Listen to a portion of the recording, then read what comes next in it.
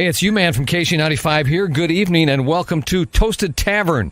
Your host, Scott Tobin, and the man called Wags are ready to bring you the night in sports. So pull up a stool, grab a drink, and let's get toasted. And welcome into the Toasted Tavern. I am Wags, joined alongside my good friend, Scott Tobin. Yes, we are back and live again on a chilly, but not super chilly, February 2nd. It's Groundhog's Day. We found out today that, we got 6 more weeks of winter. Yippee. Awesome. Can't wait to have that play out for the next 6 weeks. But we got plenty of other things to talk about, including the harbinger of the spring, which is the Cardinals trucks loading up and getting ready to head out to spring training. Cardinals have news. Blues have news. Kansas City Chiefs have news. The NFL, Mizzou, Illinois SLU. I thought we were going to be scrambling for content, but oh my gosh, are we probably going to have at least an hour, if not more, of big-time sports talk here in the Midwest?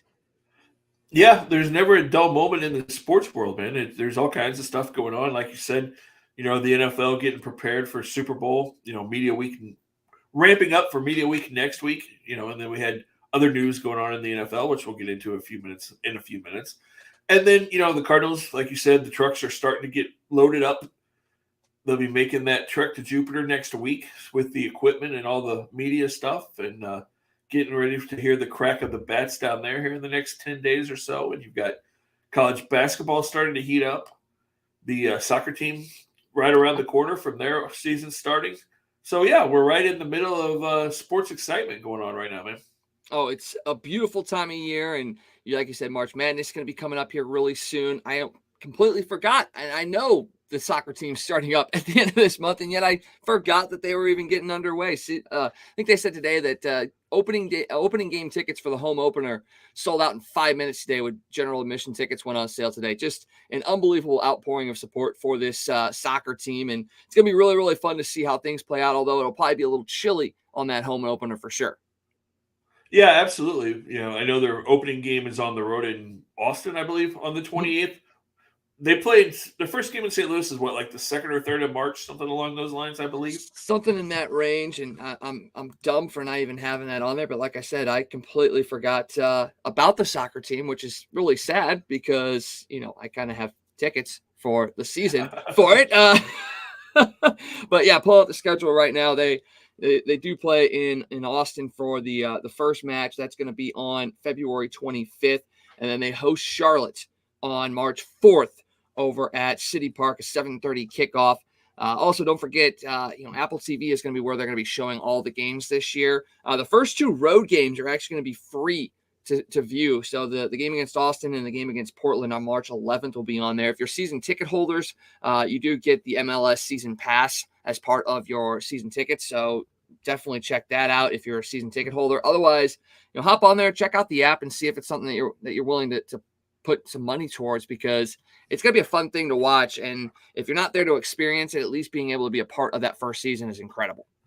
Yeah, I hope that doesn't hurt them a little bit that they're on Apple TV. I know they were trying to work something out with one of the local stations to at least be able to pick up some of their games, in the St. Louis area for people that, can't buy the app or aren't willing to buy the app or whatever, so that they can see it. So hopefully they do something, because that does kind of limit some of your viewership, because there are a lot of people that just will say, no, I'm not doing that. I'm not buying the app. I'm not going to Apple TV. If it's not right here, something that I already have, I'm not going to do it. Yeah, and the one thing that they do have going for them is, no blackout restrictions. You can see every game. So some of these other apps that are out there, they have those restrictions, and it kind of puts a bad taste in your mouth. So not advocating for somebody to just go out there and buy it, but it is definitely something to maybe check out and see if it makes sense, because soccer team will definitely need the support as they get underway here at the end of February. Other things getting underway in February, we talked about a little bit already, is the fact that the Cardinals are heading down to spring training, and you're going to hear the crack of the bat. You're also going to hear the new voice of the Cardinals when it comes to television play-by-play. Earlier this week, the Cardinals announced officially that Chip Caray is the play-by-play voice for the Cardinals on television. We talked a little bit about it the last time we were on, about how his name was kind of being bandied about, and it came out that he was going to be the guy, but it didn't become official until this week. Definitely a very good choice in my mind. Another local voice, another guy that grew up here in St. Louis, has the connections to the Cardinals, with his grandfather, Harry, being one of the guys that was a broadcaster for the Cardinals. His dad, Skip, called St. Louis Hawks games as well. So a very, very good, tight-knit St. Louis tie for Chip Caray. Spent time with the Cubs, so he knows the rivalry that is going to be bringing, and he also knows the rivalry that the Braves and Cardinals have as well. So what are your thoughts on Chip Caray? I know you talked about him previously, about being the guy, and I think you're kind of excited for this. I am. I that was kind of the first name that I mentioned to you when we heard that Dan wasn't going to be able to come back. That was the first guy that I thought of, knowing about his ties with St. Louis, like you said, with his grandpa Harry, of course, being the legendary broadcaster in St. Louis for so many years. And then, Chip grew up here in St. Louis. His mom still lives here. He's in St. Louis quite often. Something I didn't know that I heard during one of his interviews was he was actually offered the Cardinals play-by-play job when he was 27. So basically 25 years ago, he was offered the job and couldn't take it because he had already committed to taking the job with the Orlando Magic and doing some of his NBA stuff. So this has always been his dream job, was to come back and work with the Cardinals and be, around the organization that he grew up loving. He said in one of his comments, I don't know if you saw it, that he was probably conceived in Old Sportsman's Park. So Chip has a long history with the Cardinals in St. Louis and understands the legacy of Cardinal baseball. And it's also very cool to see his open willingness to back his good friend Dan McLaughlin and talk about how he believes that Dan will be back, and he'll do everything in his power to help him and make sure that he is able to come back. And I think we're all rooting for that, is that Dan McLaughlin is able to beat his demons and come back at some point. And who knows, maybe somewhere down the road we'll see Chip Caray and Dan McLaughlin, and maybe we'll even see Joe Buck back in St. Louis broadcast booth at some point. Maybe all three of them will be working together at some point down the road. That would be a legendary booth for sure. That would be like having Jack and Harry back in the same booth at the same time, because they're both the namesakes. So that would be incredible. And yeah, like you said, just the fact that he's supporting Dan in his battle as well. And we know addiction is just something that is an everyday battle. It is something that you can never let your guard down on, in a sense. So the fact that he's going to have support here, and the fact that Caray's coming in here and not just saying, okay, it's my show, let's go. It's more about that community of, hey, I'm here, but I'm also here to support the people that came before me and the people that are going to come after me as well. So it's just another great piece of broadcasting history here in St. Louis, in a sense. We've always talked about how we've had such great broadcasters here, whether it's on the radio, on television, in sports, what have you.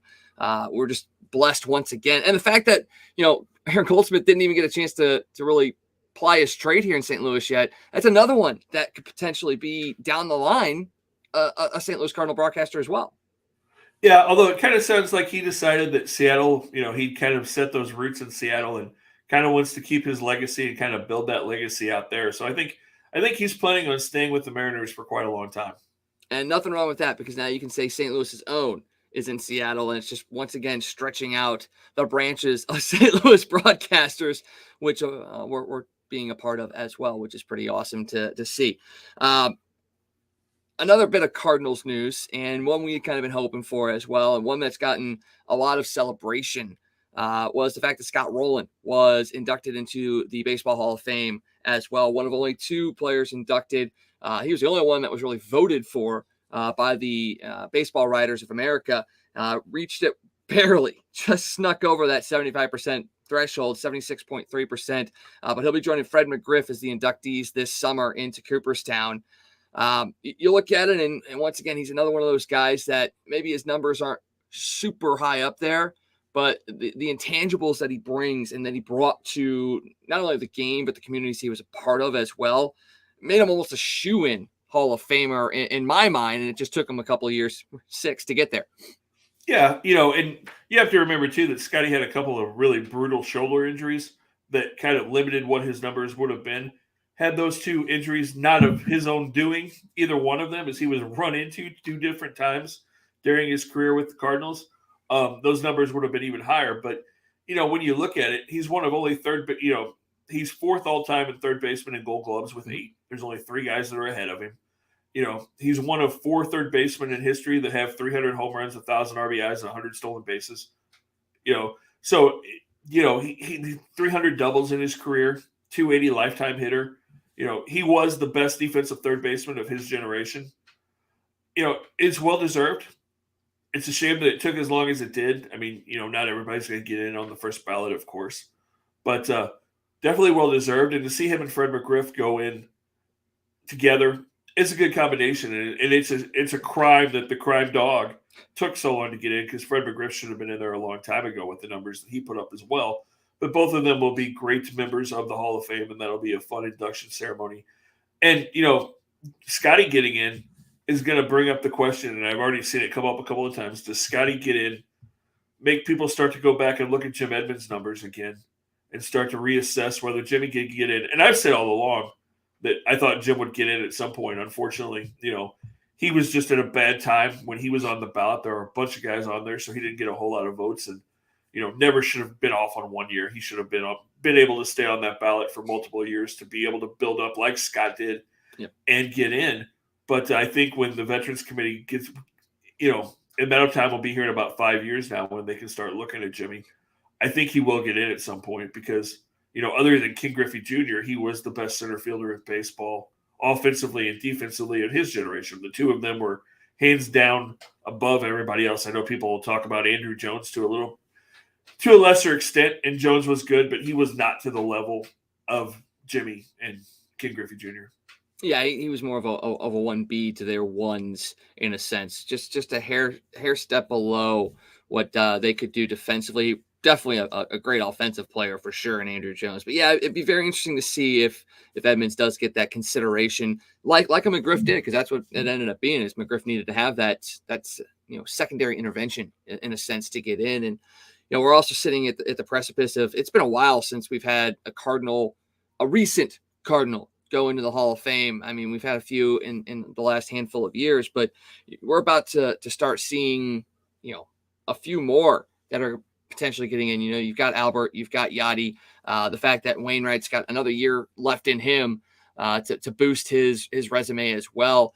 We both know that Albert and Yachty, Albert will get in. Yachty very, very, very, very likely will be getting in.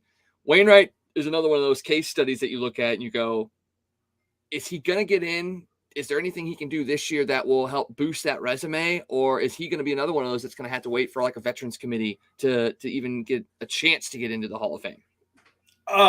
He could definitely pad his stats this year. He needs 5 wins to get to 200. Once he gets over that 200 win plateau, that'll be huge for him.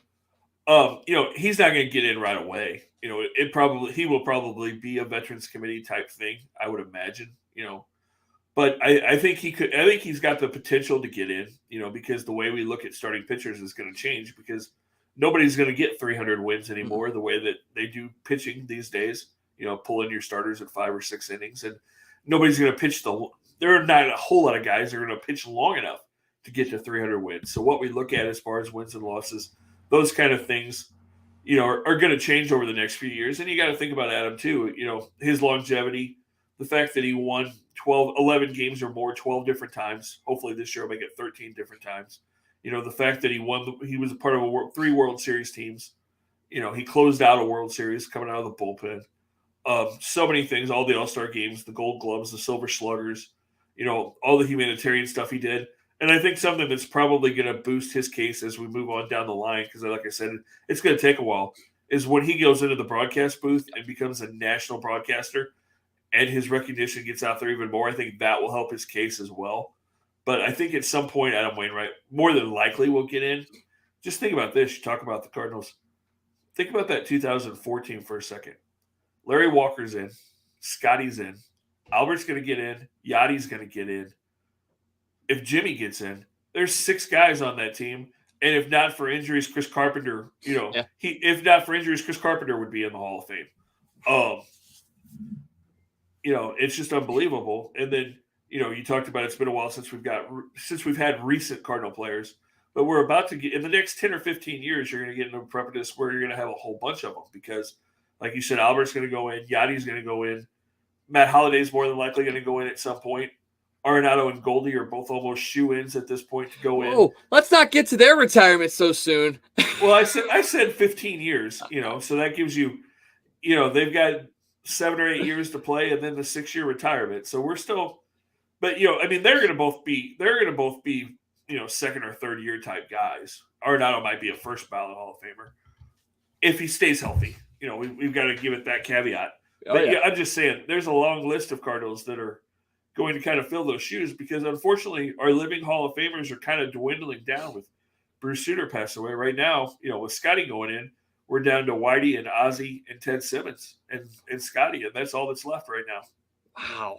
Wow. That's we were lucky enough to have who we had and to be able to experience, the Hall of Famers that have moved on to the afterlife. And we've got our own now coming into our lives, and, our kids and our kids' kids will be able to kind of have the way we felt with Brocks and Gibsons and Suters and all that with the Molinas and the Pujols and the Rollins and everybody else. So it's really interesting to see that progression from what we experienced to what we're experiencing now to what the future can experience that we've already experienced. So it's insane to sit there and think, okay, I remember when these guys played and now they're Hall of Famers and they're doing what they're doing. It's absolutely incredible to see how that plays out.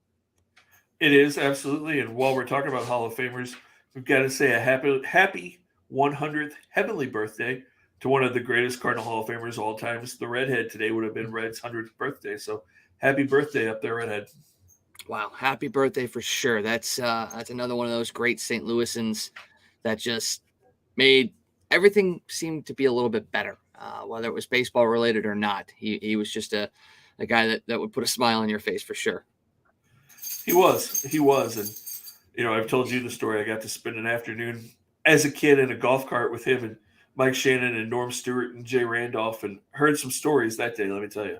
Pretty sure you heard some stories and you heard some very unique words as well with that crew. Might have been a few.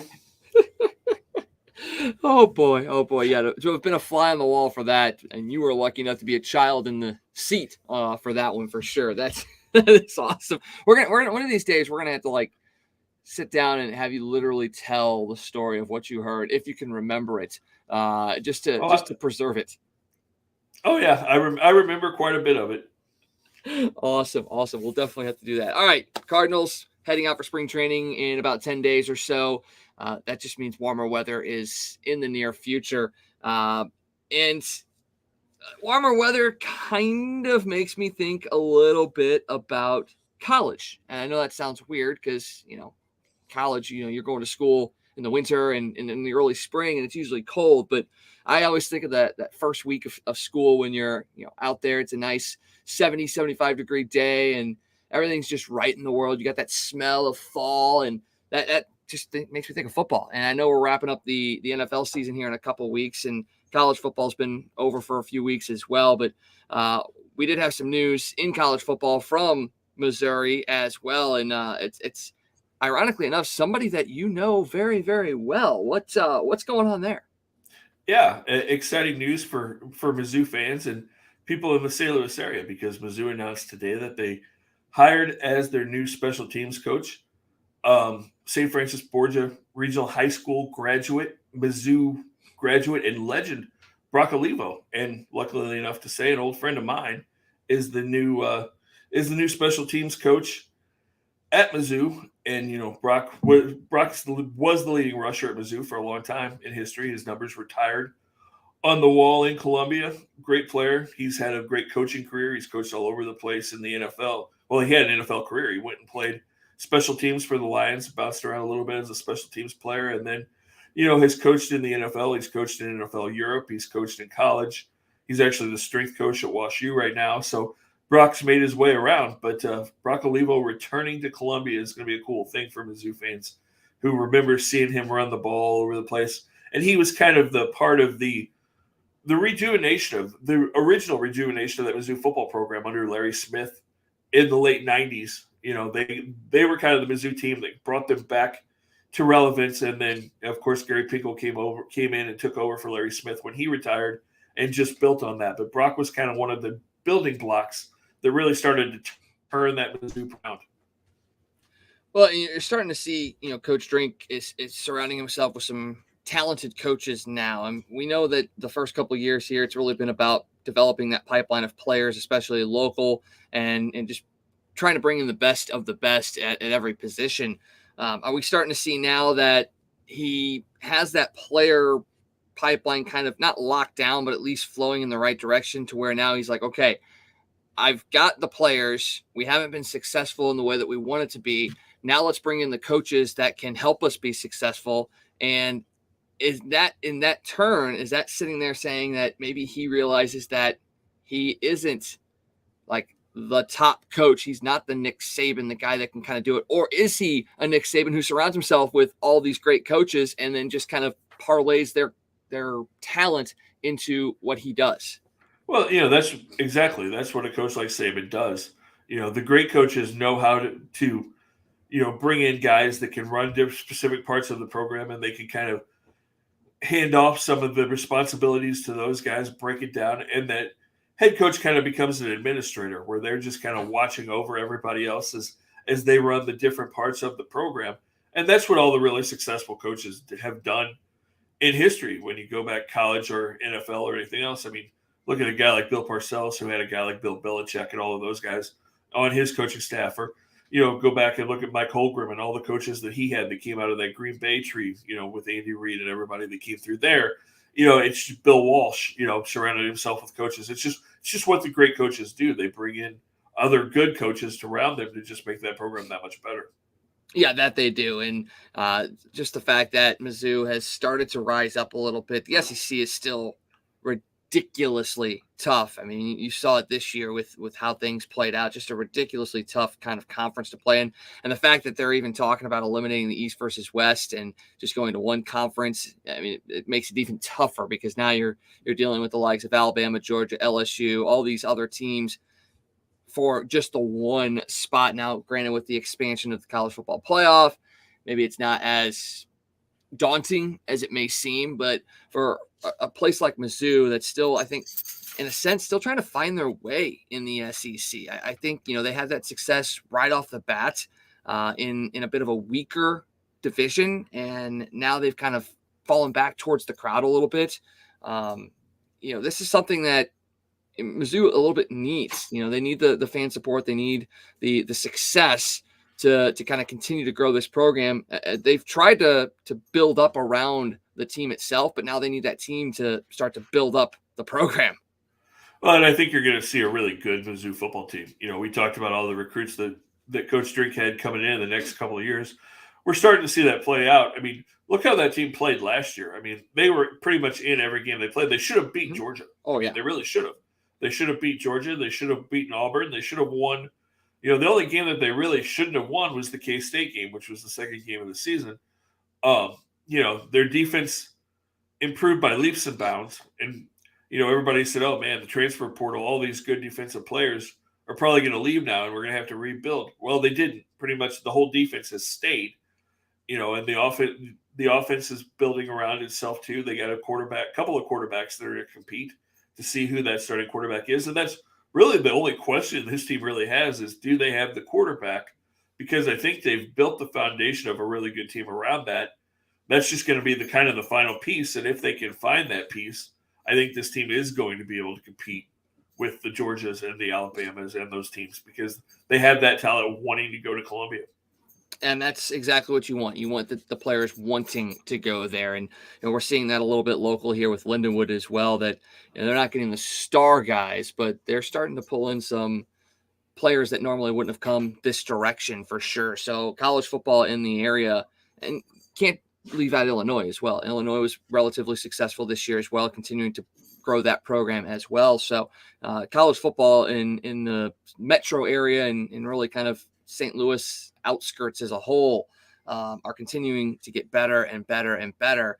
And what's even better about that is the fact that college basketball teams in the area are progressing at a very nice pace as well. Sticking with Missouri, what Coach Gates has been able to do with a team he put together over the summer is insane. It's absolutely incredible. It does show you what the transfer portal can do for a program because you can come in and be successful right away. But when you think about that, you're thinking about those top schools that already have a foundation in place, that are bringing in some of the star players to kind of finish out the pieces of the puzzle. Mizzou had no puzzle to begin with. I mean, the puzzle hadn't even made it into the box for you to take it out and try to build it. That's the crazy thing. And yet here they are, knocking off 4 ranked teams so far this year, including that win over Iowa State last week, who also blew a big lead in their next game and lost as well, and has a real chance of potentially falling out of the rankings here very, very soon. But what can you talk about Coach Gates and what he's been able to do to help develop this team? Because Kobe Brown has been the guy, and he's been with Mizzou for the last couple of years. But to go from what he's been to what he's at now, you have to credit Coach Gates hands down for that one. Yeah, I think that's the most impressive thing that Coach Gates and this coaching staff has done is, we've seen them work with Kobe and turn him into the player that he is now. Because, I mean, he was an okay player the last 3 years. He was a guy, he'd score 8, 9, 10 points a game. He'd get some rebounds, but, you didn't really pay a whole lot of attention to him. He was just a guy. And, for this coaching staff to be able to come in and work with him and get him to the point where he is now, where, there's a very good chance that Kobe Brown could get drafted in the second round of the NBA draft. I mean, that's the talk right now, is that he's built up that kind of a resume this year. So, that's really impressive. And then, it just says a lot about Coach Gates that so many of his players came with him when he got the job at Mizzou. He was able to bring guys with him that he already knew, that kind of already knew his system, and that made it an easier transition as well, because they were able to come in and help the new guys and say, okay, here's what we're doing. You didn't have, instead of having, 12 guys come in and have to learn a whole new system, you had these 3 guys come in and say, okay, we've already played there. Here, let us show you what we're doing, and we can work this out together. And, that all goes together. And again, it goes back to Coach Gates and his staff, being good coaches, being good teachers, and just really building this program. And, he's got some recruits coming in next year.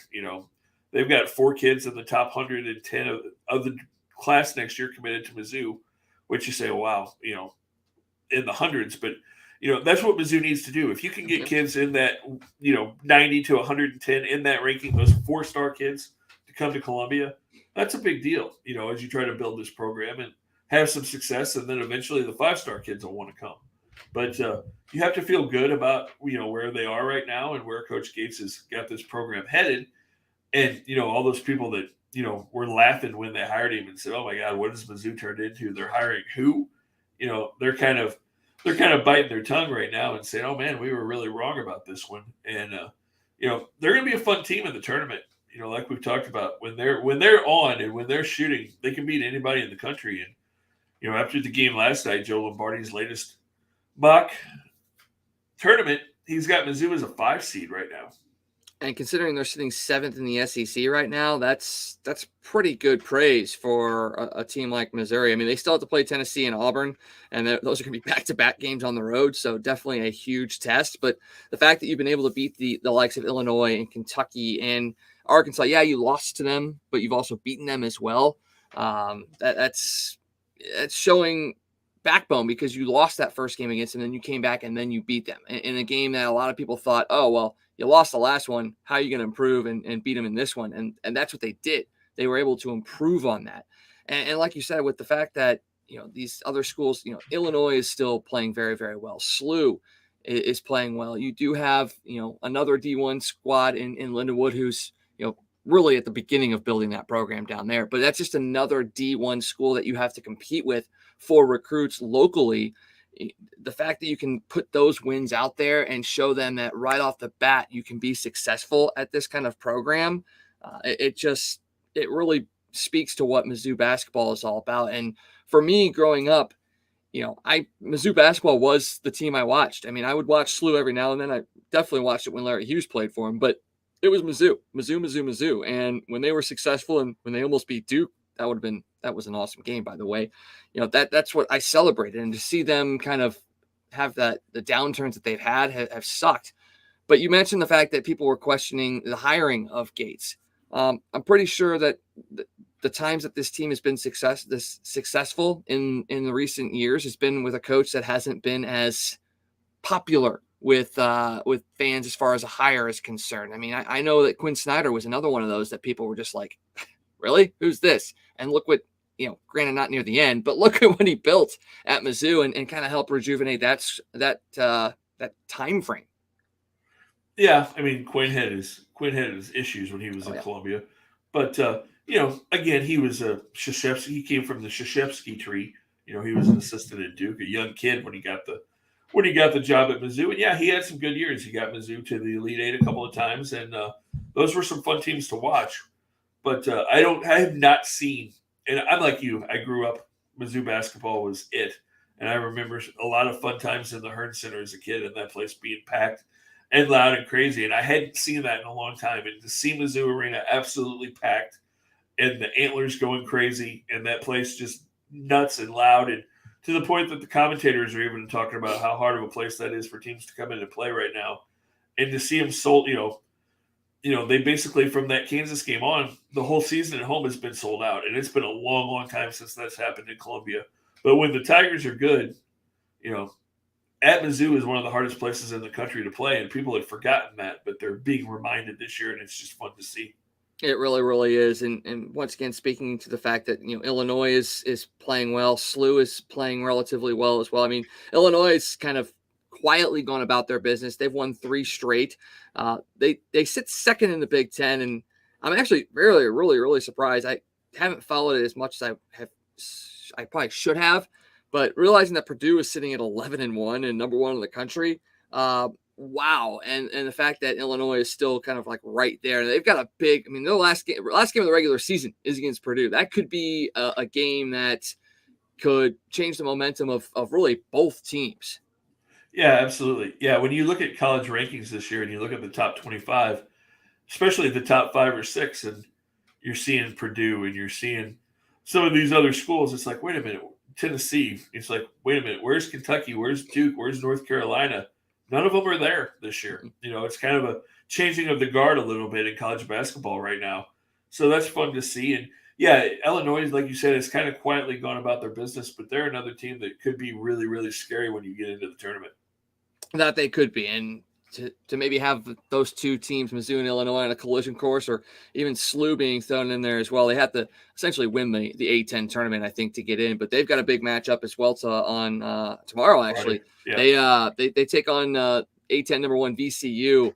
A win will give them percentages above VCU for number 1 in the A10. I mean, SLU would be 8-2, VCU would be 8-3, so it would be percentage points difference. But a huge, huge game tomorrow night, and it's even bigger because SLU fell to Fordham on Tuesday night, which Fordham's up there in the top 5 in the A10 as well. So it's not a bad loss, but it's another one of those losses that you go, man, you could have had that one. You could have set yourself up very, very nicely because you got VCU.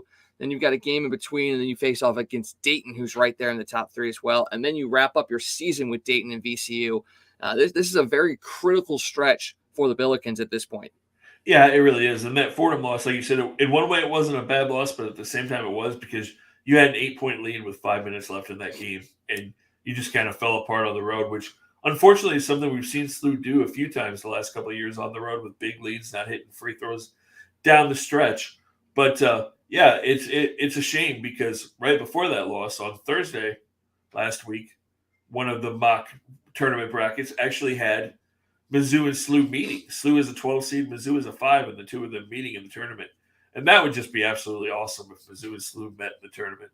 It would be incredible. Because you very rarely, if ever, see those two teams playing against each other, unless it's a preseason exhibition matchup, and even then, you don't see that very, very often. So the fact that you would potentially have them in the same bracket and facing off against each other would kind of suck a little bit because, one round and then, one of those teams is out. But still, I think that would be, both teams would give a heck of a battle for sure. And I think, Coach Ford may need something like that because I'm not going to sit there and say he's floundering, but, the progress is kind of stagnated just a little bit at SLU. And I'm not sitting there saying he needs to go away or anything like that, but there might need to be a little bit more of another injection of excitement when it comes to SLU basketball. I don't know that you can say they're floundering. They've had some tough breaks the last couple of years. They've had some big injuries. the COVID year really hurt them because they were a for sure tournament team that year. Then they've had some big guys get hurt, a couple of years that have kind of hurt their chances. I think he's done a good job. I think he's built this program, made him prominent again. Yeah, he needs to get into the tournament, but I think the program has moved in a good direction, honestly. Oh, it definitely moved in a good direction. Don't get me wrong there. But I think when you're looking at it, I think the program has maybe slipped back in people's minds just a little bit. And I think getting into the tournament, maybe having a big game or even a big run potentially could be another big piece for them to continue on in the recruiting trail and keeping that excitement level at a high level for SLU. My dog's he wants to be a part of the show. Yeah, he's commenting right now in the background. He does not like my SLU take, apparently. Yeah. We were talking about a former member of another show who had someone chiming in the background as well. So, all right, hang on. Give me 5 seconds. I apologize. No, you're good. Well, Scott's taking Nico out.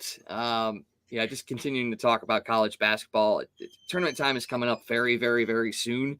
And it is definitely one of the more fun times of the year because you've got the Super Bowl just wrapped up. Spring training's underway. NHL is kind of in that mid-range of getting ready to start a playoff run.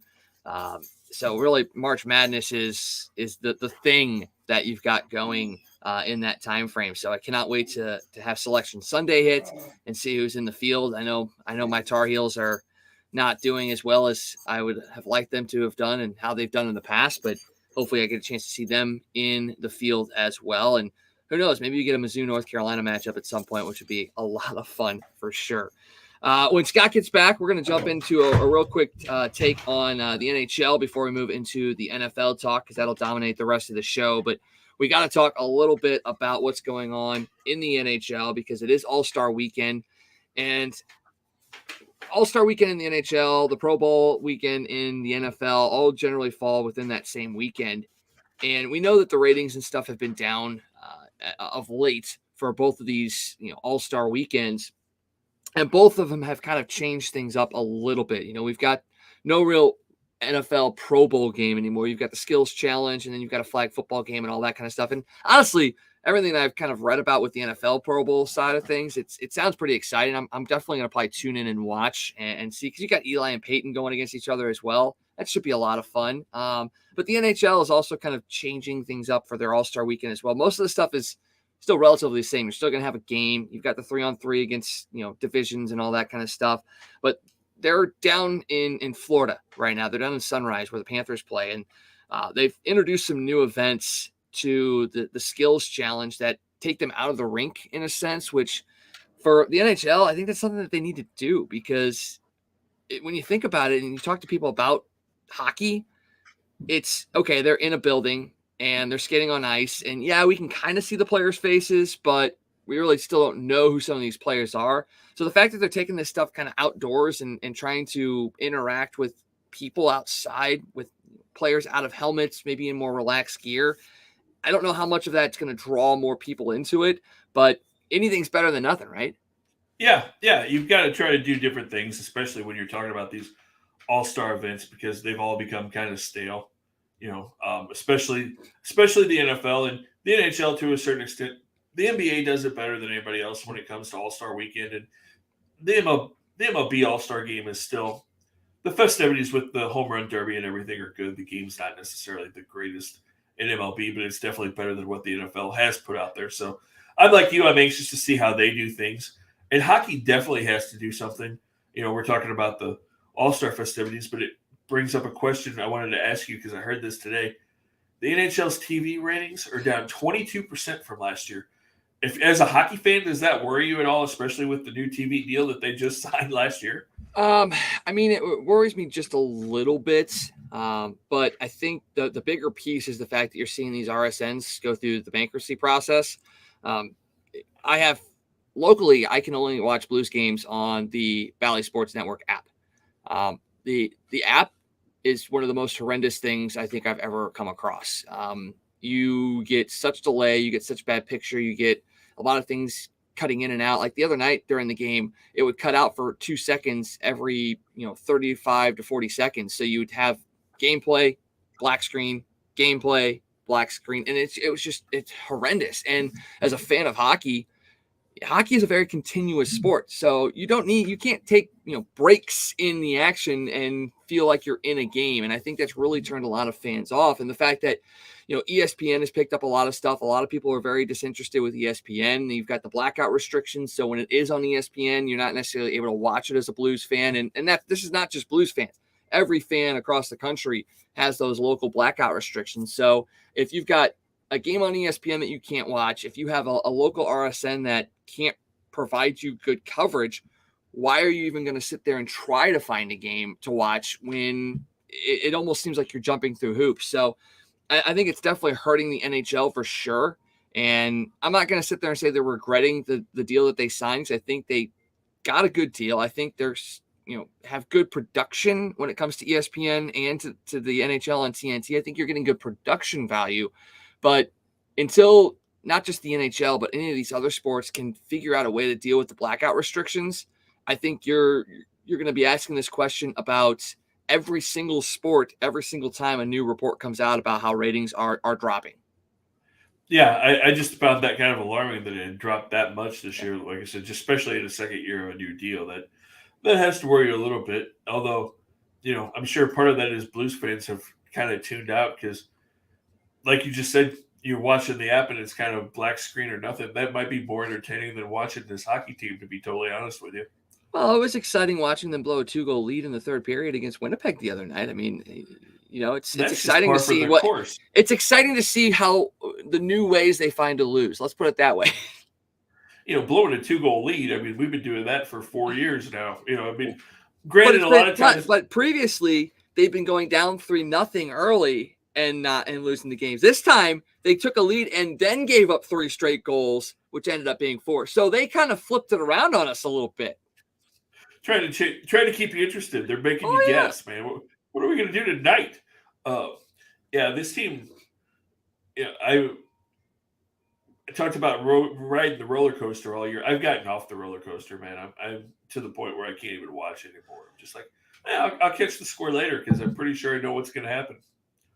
I'm right there with you. I mean, I know I got tickets for the rest of the year. I've got a handful of games that are still open for me to go to. I'm not even sure. I mean, I'm sitting there saying, can I even sell my tickets? Because I don't even know if anybody's going to want to buy a ticket to go see this game. So it's definitely a hard time to be a Blues fan right now. Now, granted, once again, you're getting into the break. You're going to get some injured players back with the Ryan O'Reillys, the Robert Thomas, Pavel Buchnevich potentially coming back very, very soon.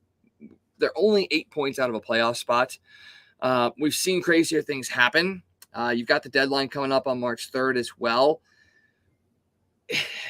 It's not out of the realm of possibility that this team can get healthy and go on a run, because if Jordan Binnington continues to play the way that he does, and if the defense and the forwards can start playing better, there's a chance. I'm not going to sit there and be like, oh, yeah, they're going to the playoffs, because the percentages are like razor thin right now. Absolutely razor thin. But, they're still in a position where if they come out of the break and put together a little bit of a run, that might get some fans' interest peaked back to coming back to games. But, I mean, there's a lot of work that needs to be done, and a lot of stuff that needs to be fixed before this team can even entertain the thought of making a playoff run and even getting into the playoffs. Honestly, man, I think the worst thing that could happen to this hockey team for its future is for them to get healthy and go on a run and barely sneak into the playoffs. Because let's be honest, this team's not good enough to go anywhere in the playoffs. Yeah, they might get in. And maybe if they're really, really lucky, they could win a series.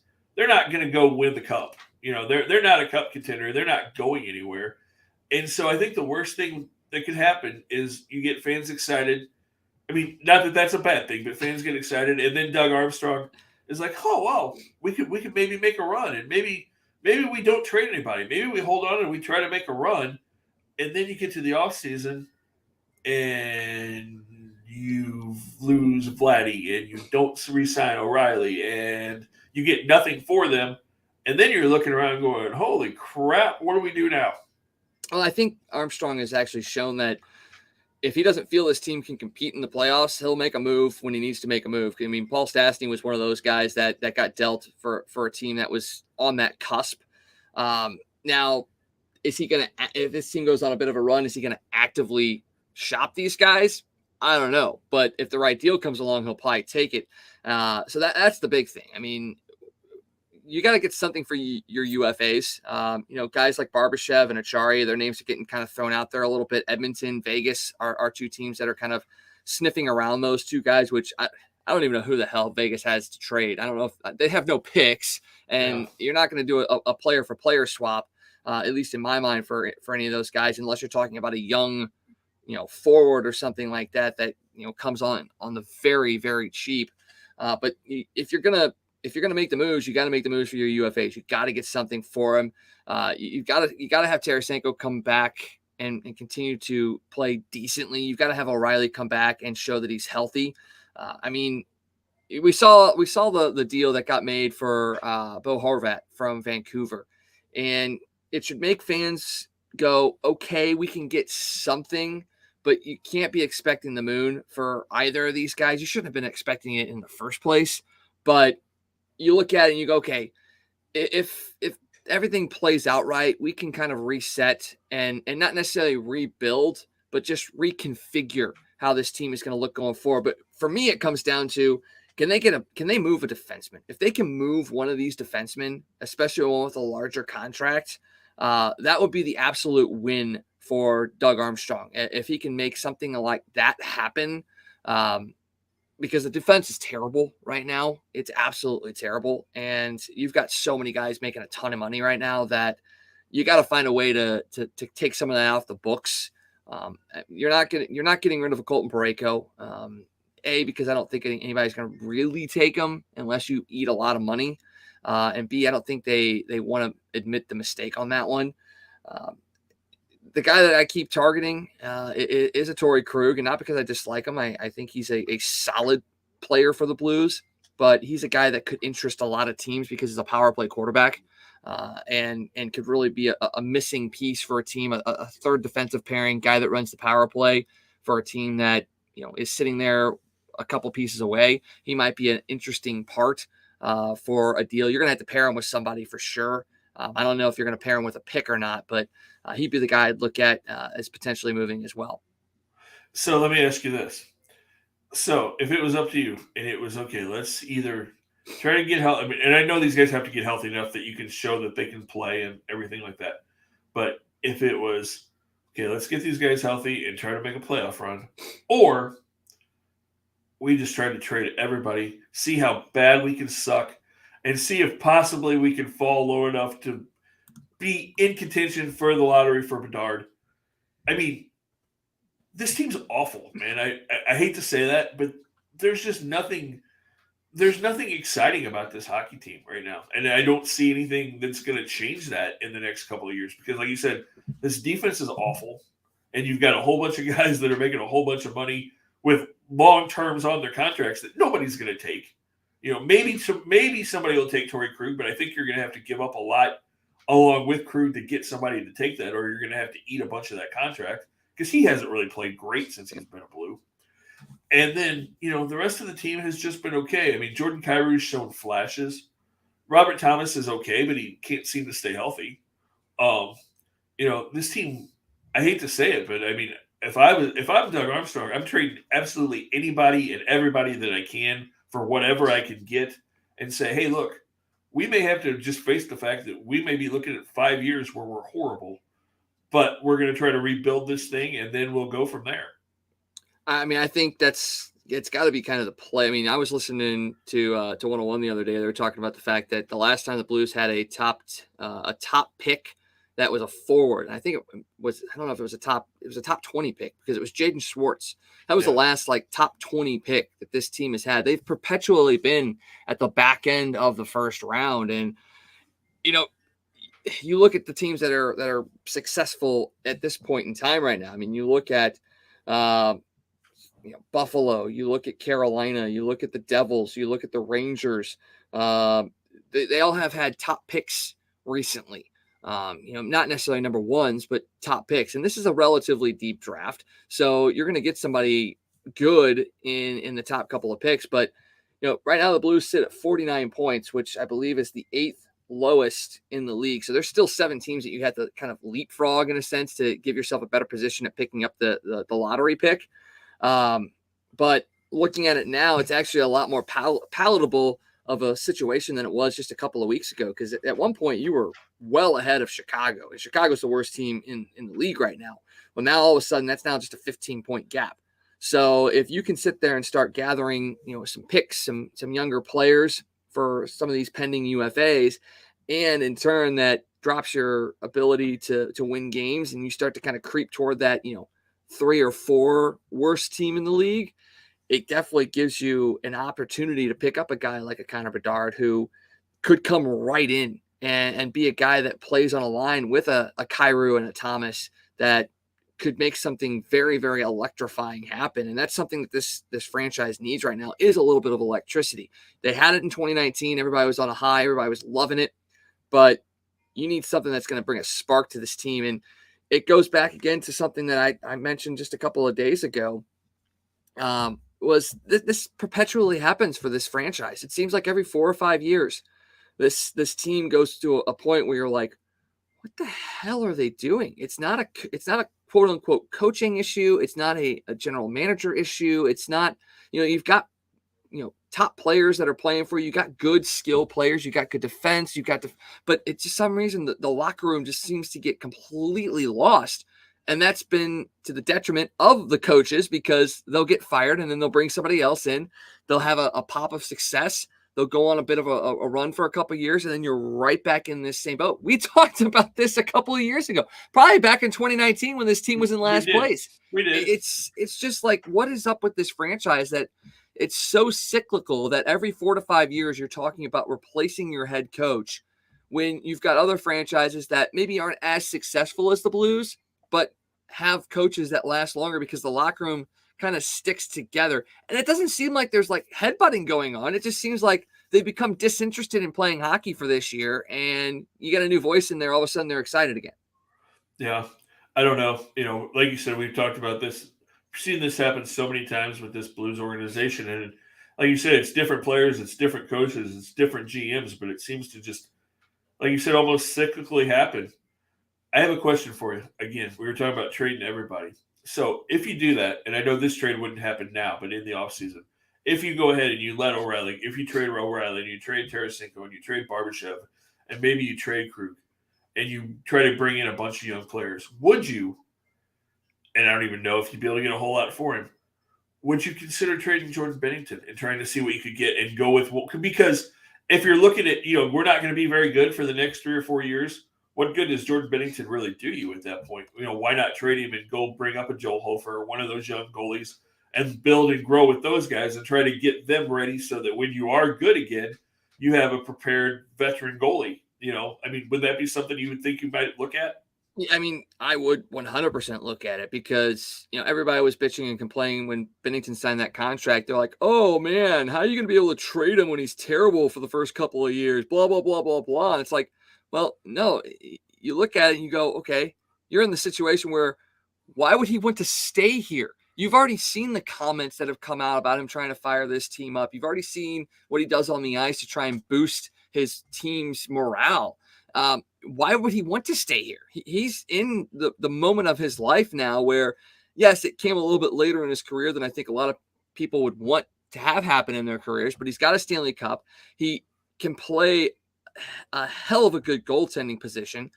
There's a team out there that could use a Jordan Binnington. And like you said, it probably won't happen at this deadline. But in the offseason, yeah, if the Blues have already sold off a bunch of those pieces and they know that they're due for a semi-rebuild, why not? I think you go out there and you say, okay, come at us with your best offer. Jordan, would you waive your no trade clause to go to this team? Because it's still all in his hands, essentially. He doesn't have to go anywhere.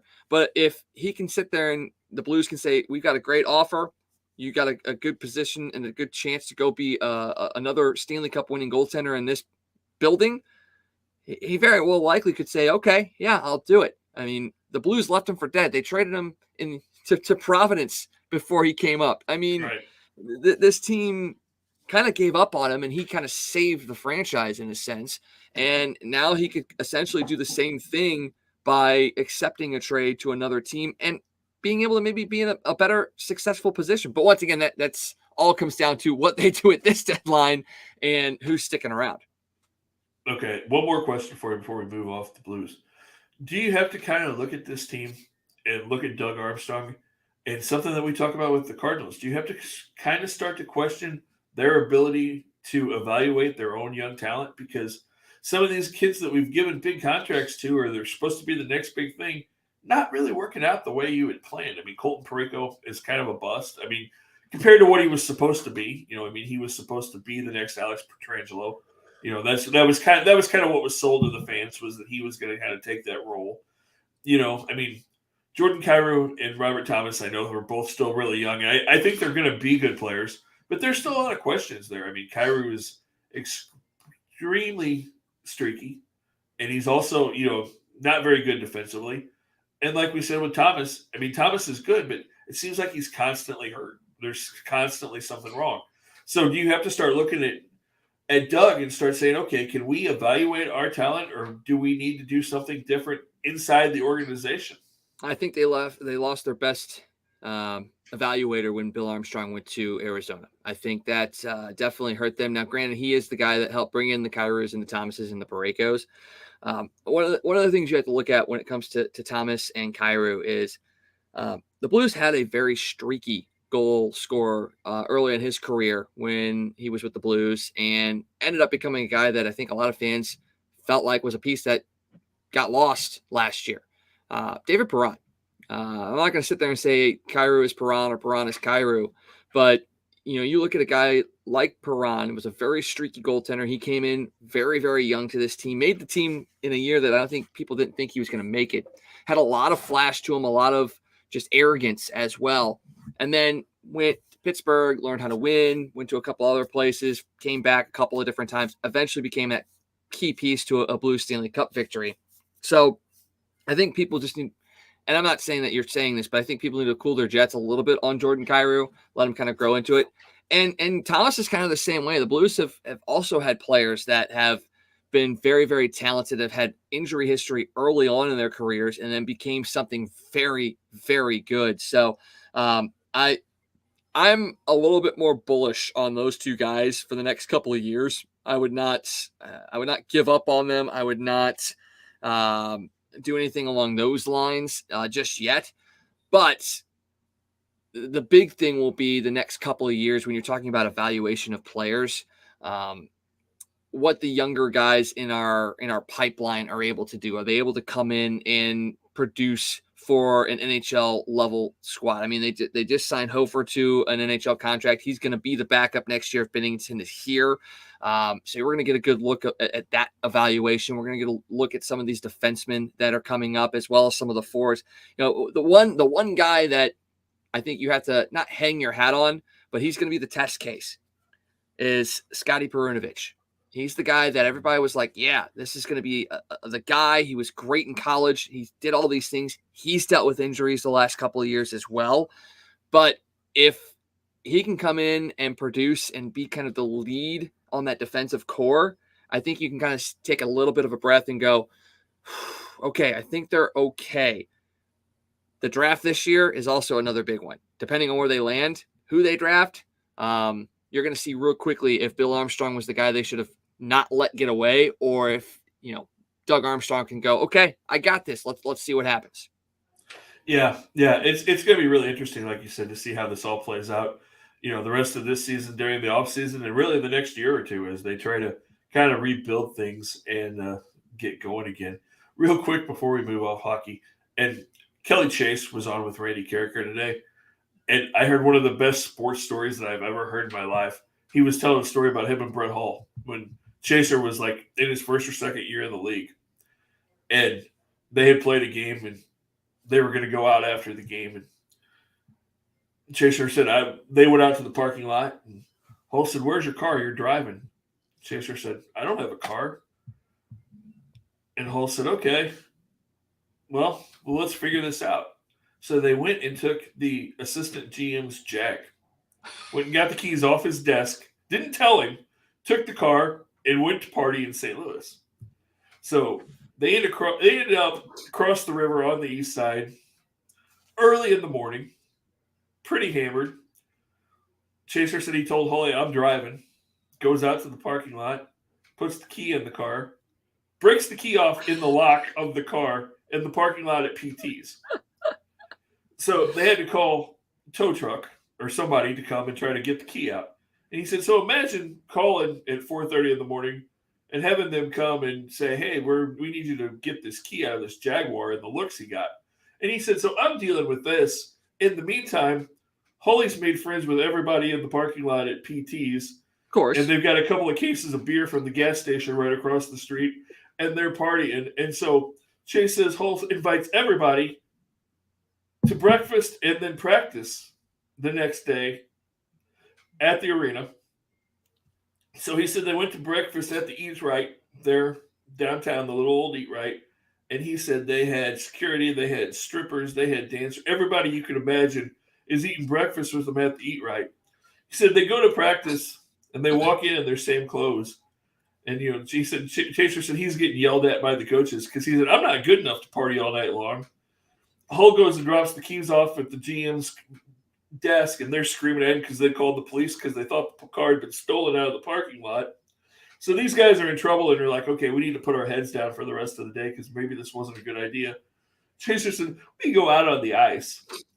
And he said, all around the ice, he said, there's probably 50 people in PT security coats, bartenders, strippers, drunk guys that are still hungover from the night before, banging on the ice, screaming, holy Chaser!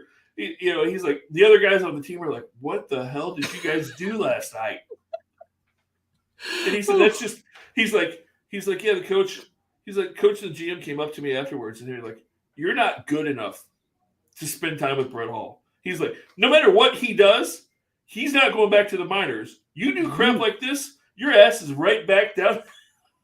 Oh, gosh. And I'm sure that's the cleanest way he could have told that story, too. Oh, my God. It was hilarious. Oh, you got to love Chaser. You got to love him. That's awesome.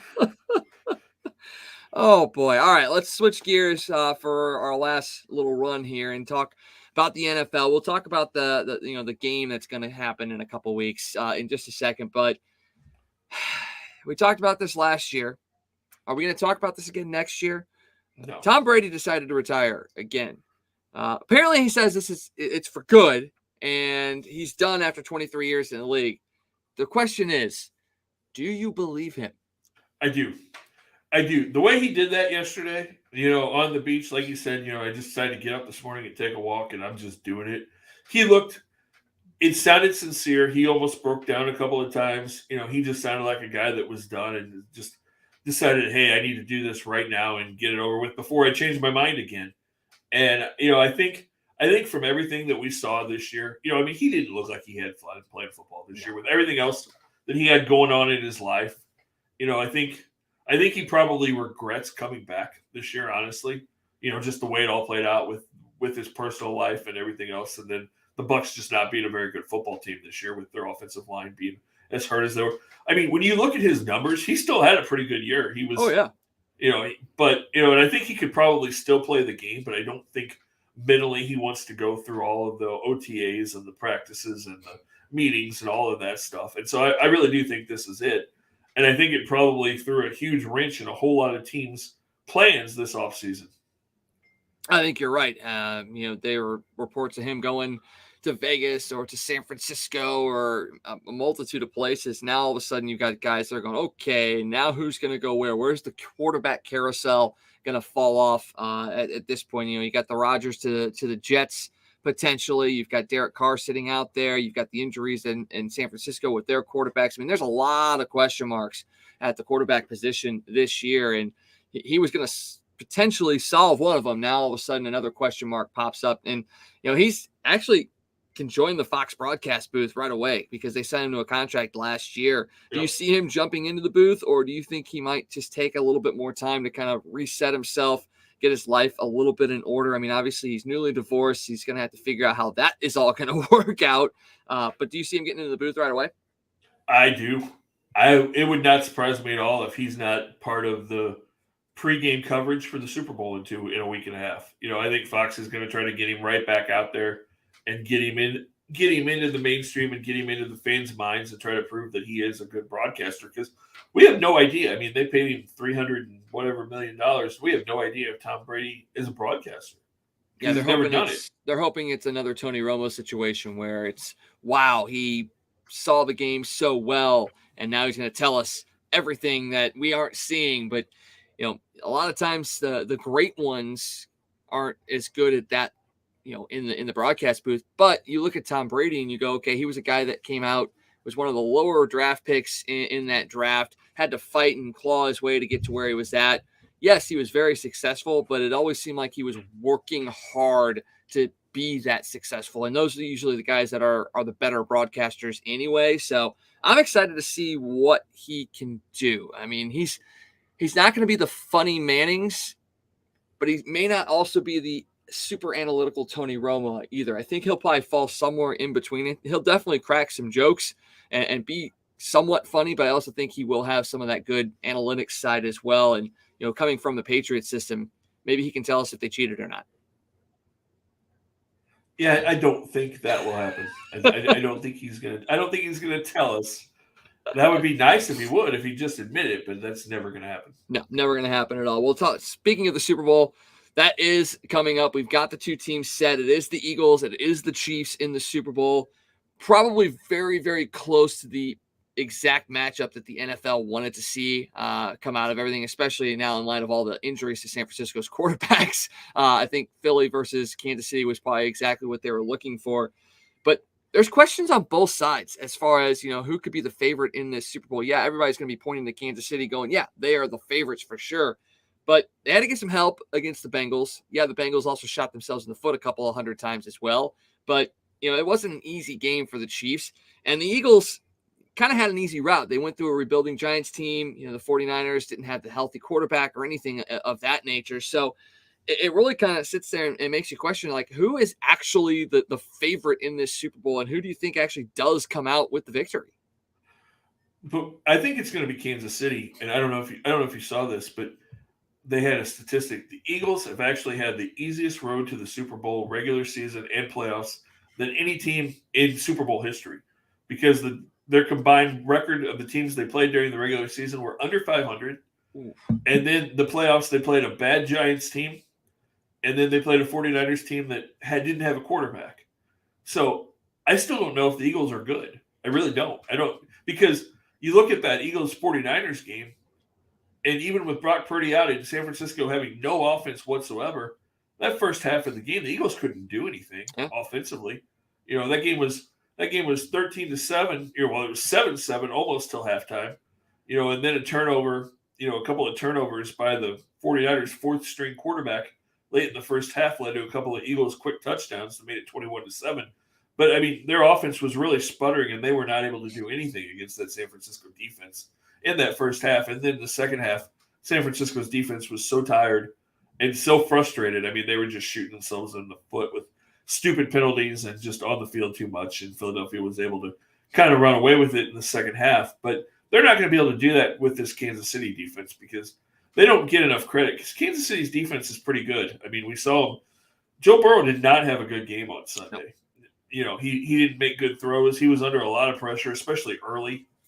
They definitely did a nice job. They pretty much shut Jamar Chase down for the most part in that game. They really limited his damage. He did have a couple of big catches, but nothing like we've seen him do against Kansas City in their prior matchups. And they pretty much shut T. Higgins down too. Higgins had huge games against them as well, and they pretty much made him non-existent in that game.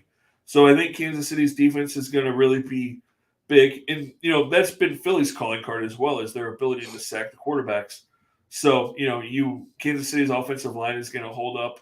But, I mean, what can you say about Patrick Mahomes? I mean, the guy playing on one foot, basically. And, I mean, you could see that it was still really bothering him. But, he still made some unbelievable throws and unbelievable plays. And, that play that led to the field goal, that last play of the game, when he took off running and was running towards the sideline, I was screaming no, because I could just see that ending in a horrible injury right there for somebody. And it did, as the Bengal defensive end blew out his knee on that play. what a horrible, heartbreaking way to end. You ended your team's season by committing a horrible penalty, and then you blow out your knee and are probably going to miss half of the season next year.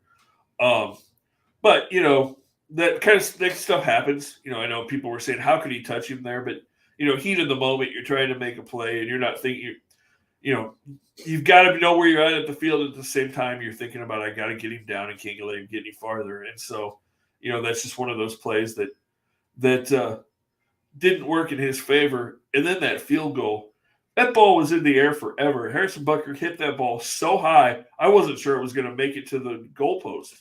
And didn't I say he was going to miss one? That was one of those heart-stopping moments where you're like, oh, man, he might actually miss this one. Oh, no. I mean, that thing it felt like it was in the air forever. It was so high and it just like floated. Oh boy. Yeah, it was a kick for sure. And yeah, I mean, you look at it, you go back to that last play, it's Patrick Mahomes. You've seen him do so many crazy things that, yeah, you probably should have realized he was out of bounds at that point, but it's still Patrick freaking Mahomes. Before you know it, he would have been back on the field somehow and never actually stepped out of bounds. He got a push from the wind or something like that, and he's still running down the field. So, right. You got to do what you got to do. You got to know where you're at on the field, but you also can't blame him at all in that instance. One piece about this Super Bowl that is really, really cool, and definitely a long time coming, is the fact that with Jalen Hurts and Patrick Mahomes starting, it's the first Super Bowl with two African-American quarterbacks starting in that game. That is just a huge, huge accomplishment and feat. And thankfully, it's finally starting to show that, you can have an African-American quarterback take you to the promised land, and it's not just one guy that's an outlier. You've got multiple guys that are proving that it's not just a white guy position anymore. And I know that's something that Michael Vick fought through. It's something that Warren Moon fought through, and Randall Cunningham and a whole bunch of other quarterbacks in this league. So the fact that we're going to see that on Sunday, I'm really hoping it's not like a main storyline, because I mean, it's a huge thing. It's a very, very huge thing, and we should definitely celebrate it, because obviously it's February, it's Black History Month. So what a great way to celebrate that month as well. But I also don't want to sit there and make it seem like that's the thing that this Super Bowl should be remembered for, because we got two incredibly good quarterbacks, two incredibly good teams going at it, that I think that just should be like the shining piece on top, that we got a great game, and it just so happened that it finally was that first Super Bowl with two African-American quarterbacks. Yeah, I don't think either one of these guys are going to let that be a big talking point. I mean, like you said, it should be acknowledged and should be talked about a little bit. But I think they're both such team guys that they will do their best to not let that happen. There's another first going on in this game. The Kelsey brothers, the first brothers to ever play against each other in the Super Bowl. So if you want to know, there's one person who's going to win no matter what happens in the Super Bowl, and that would be Miss Donna Kelsey. And you've seen the jersey too. She's got the split jersey with the Eagles on the back and the Chiefs on the front. No matter what, she is an absolute winner. And congratulations too on that. Yeah, absolutely. That's incredible. Yeah, absolutely. And they're both probably going to go in the Hall of Fame when their careers are over. They got to plan it to retire at the same time then, so they can both go in at the same time as well. Jason will probably go first because he's a little bit older. Yeah, he will. He will definitely. So that'd be another big piece as well. That's going to be really, really fun to see. I think you kind of gave away your pick early on. I don't know if you were talking about them being the favorite or the winner. Let's hold off on predicting who we think is going to win, just because injuries can happen, other things can happen. So we'll have our official picks coming up in the next week or so as we get closer and closer to Super Bowl Sunday, which for the first time in 4 years, I'll actually be able to watch the Super Bowl, because I will not be in Chicago for our hockey tournament, which is a little sad, but also, a little bit like, okay, I may have a weekend to breathe for one. Excited to see that and see all the great commercials that are hopefully going to be a part of the Super Bowl as well. Man, an hour and 15 minutes on a day that we weren't sure we're going to be able to fill a whole bunch of time with a lot of content that went out. You got anything else before we head out? I think that's pretty much it. One quick note that I got to throw out there, being a Cardinal employee, Cardinal single game tickets go on sale 10 o'clock tomorrow morning. So go out there and get your tickets for Cardinal baseball, because opening day is March 31st. That's incredible. And I saw some of the giveaways and promotional items that are going to be out this year. I'm already targeting the Blues night for sure because that jersey looks so sweet. Yeah, there's all kinds of them and much more to be announced as we move into the season. So stay tuned to that. Cannot wait. All right. Well, thank you guys for joining us tonight. Hope you enjoy your upcoming weekend. Hopefully it gets a little bit warmer, although tomorrow is supposed to be another brutally cold day, under 30 degrees. So, yeah, have fun with that one. Check out all the great action that's going on around the area as well. Lindenwood men's volleyball will be in action Friday and Saturday night. So, hop on ESPN Plus or come out to Highland Arena and check that out. I know you got high school basketball that's going on as well. So plenty of stuff to keep an eye out and watch for. And make sure you come back and join us. We'll be on very, very soon as well. For Scott Tobin, I am Wags. Thanks again for joining us. We'll see you soon here on the Toasted Tavern. Hey, it's U-Man here from Casey. For all your sports news, catch the Toasted Tavern with Scott Tobin and the man called Wags, weeknights at 9 p.m. You can follow Toasted Tavern on Facebook, Twitter, Instagram, and YouTube. Let's get toasted.